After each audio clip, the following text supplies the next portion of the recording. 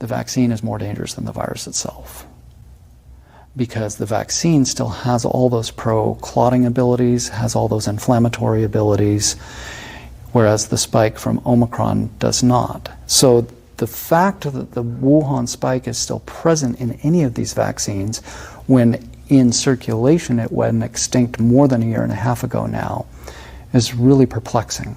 It's an extinct virus. So we're vaccinating against something that doesn't exist anymore technically and has all risk with zero benefit. Like, where are the spike harms manifesting? Okay, so the first one is what you kind of brought up early, and that's reactivated viruses. That spike causes reactivation of viruses. Epstein-Barr virus is the one that causes a lot of fatigue in patients. Other herpes family viruses, cytomegalovirus, CMV, we're seeing an uptick in Lyme disease. We are seeing an uptick in unusual viruses, para-echoviruses in children. So that's one, reactivation of other diseases because of immune suppression. Number two, mitochondrial harm. So I mentioned mitochondria. Mitochondria, every cell in your body has mitochondria, and they're the powerhouse of your cell, and they're responsible for making ATP as their end product. And why does a hummingbird's wings fly so fast? Because they're making countless copies of ATP so quickly. Very, very energetic cells.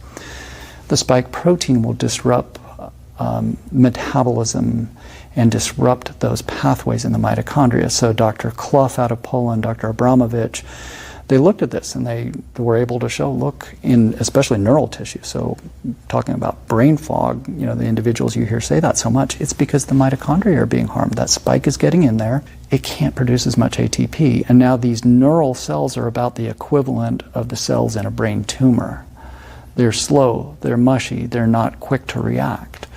3, cardiac damage.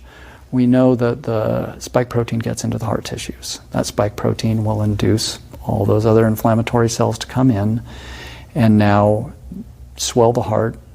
There was a really interesting study on cardiomyopathy, that's swelling, ballooning of the heart, in a mouse model, and it swelled the heart by like 30%.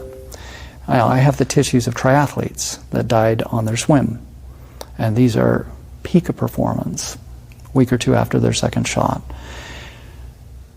Autopsy from the medical examiner's office, cardiomegaly, oh well.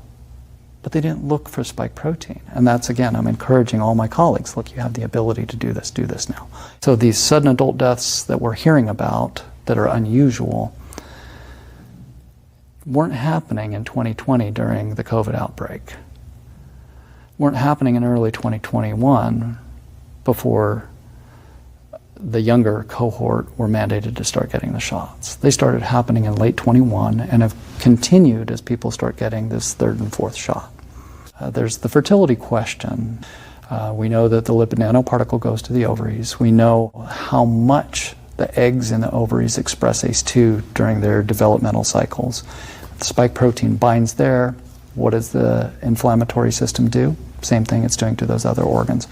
So even if the woman isn't trying to get pregnant, that spike protein can go to the brain, can go to our feedback loops of our endocrine system in the brain and our endocrine organs, and feedback and mess up our hormone cycles. So we've seen a lot of that in the laboratory. Spike protein can go to the adrenal glands. our autonomic nervous system, our sympathetic, parasympathetic nervous system, your blood pressure, your ability to rev up or relax, all sorts of things. In addition to that, that spike protein will inflame the blood vessels, the endothelial lining, and this gets into the clotting cascades, and this is highly concerning. And again, that Wuhan spike that's on these shots isn't on Omicron. Omicron is a new variant. That shot has that very thrombogenic, clot-inducing spike protein that once that spike binds, it just starts this whole little cascade, this little waterfall of this chemical binds this, and what you end up with is microclots and macroclots.